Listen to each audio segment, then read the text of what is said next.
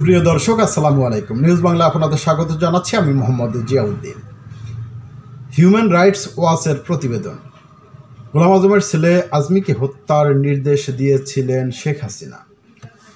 দর্শক, শেখ হাসিনা আমলে শেখ হাসিনার নির্দেশ ছাড়া একটা গাছের পাতা নড়ত না। মানে তার নির্দেশ ছাড়া কোনো গুরুত্বপূর্ণ সিদ্ধান্ত সে ছাড়া কেউ দিত না।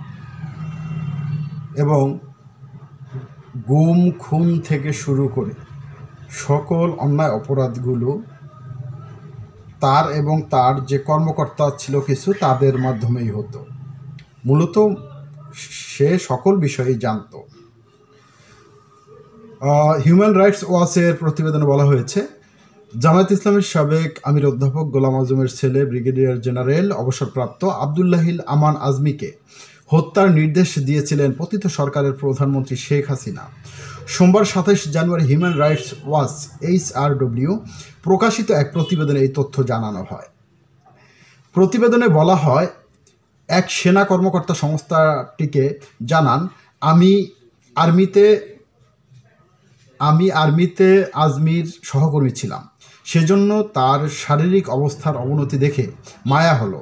আমি শেখ হাসিনার কাছে তার মুক্তির জন্য অনুরোধ করতে শুরু করি, কিন্তু তিনি বরাবরই তা প্রত্যাখ্যান করেন। এক পর্যায়ে তিনি আজমিকে মেরে ফেলার জন্য আমাকে পরামর্শ দেন, কিন্তু আমি তেমনটি করিনি। তবে তারপর থেকে তার মুক্তির বিষয়ে কথা বলাই বন্ধ করে দেয়। ২০১৬ সালে আটক হন আমান আজমি, মীর আহমদ বিন কাশেম আরমান ও হুম্মাম কাদের চৌধুরী। তারা তিনজনই বিরোধী দলের প্রথম সারির ৩ নেতার সন্তান। তাদের বাবাদের বিরুদ্ধে মুক্তিযুদ্ধে পাকিস্তানের সহযোগী থাকার অভিযোগ তুলে আন্তর্জাতিক অপরাধ ট্রাইব্যুনালে দোষী সাব্যস্ত করা হয়েছিল। তারপর সালাউদ্দিন কাদের চৌধুরীর ছেলে হুম্মামকে এই শর্তে মুক্তি দেওয়া হয়েছিল যে তিনি তার বেআইনি আটকের কথা কাউকে বলবেন না। হাসিনার পতনের পর কেবল হিউম্যান রাইটস ওয়াচের সাথেই দেখা করতে রাজি হয়েছেন হুম্মাম। তিনি জানান, আমি যে ভবনে ছিলাম সেখানে আরও অনেক কক্ষ ছিল। এসব বন্দীদের দ্বারা পূর্ণ ছিল। সেখানে অন্যান্য লোকও ছিল। প্রতিবেদনে জামায়াত নেতা মীর কাশেম আলীর ছেলে মীর আহমদ বিন কাশেমের কথাও উল্লেখ করা হয়েছে। তিনি তার বাবার আইনজীবী দলের নেতৃত্ব দিচ্ছিলেন। ফলে ২০১৬ সালে ৯ আগস্ট তাকে স্ত্রী, বোন এবং সন্তানের সামনে থেকে তুলে নিয়ে যান ৭-৮ জন কর্মকর্তা। এ সময় তিনি নিজের গ্রেফতারি পরোয়ানা দেখাতে বলে, কিন্তু কর্মকর্তারা তা প্রত্যাখ্যান করে বাড়ি থেকে টেনে বের করে নিয়ে যান।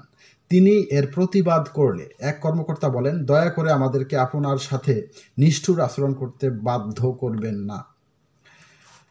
আরমানের ঘটনার সাথে জড়িত এক কর্মকর্তা দুঃখ প্রকাশ করে বলেন, তিনি আশঙ্কা করেন যে আদেশ অমান্য করলে তাকে মৃত্যুদণ্ড দেয়া হবে। গুমের সাথে জড়িত আরেক শীর্ষ কর্মকর্তা আরমানের বিষয়ে বলেন, এ ধরনের সিদ্ধান্ত রাজনৈতিক এবং সর্বোচ্চ পর্যায় থেকেই নেওয়া হয়।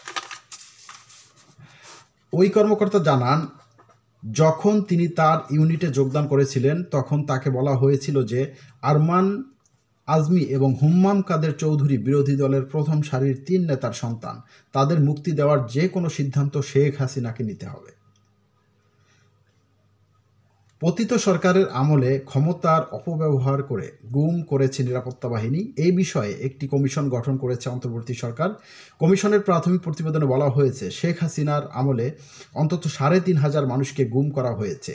এদেরকে দেখাশোনার জন্য একটি কেন্দ্রীয় কমান্ড গঠন করা হয়েছিল। এর নেতৃত্বে ছিলেন শেখ হাসিনা নিজে ও তার শীর্ষ কর্মকর্তারা। তাদের মধ্যে major general Tarek Siddiqui, major general Ziaul Ahsan, পুলিশের সিনিয়র কর্মকর্তা মনিরুল ইসলাম এবং মোহাম্মদ হারুনুর রশিদ প্রমুখ অন্যতম।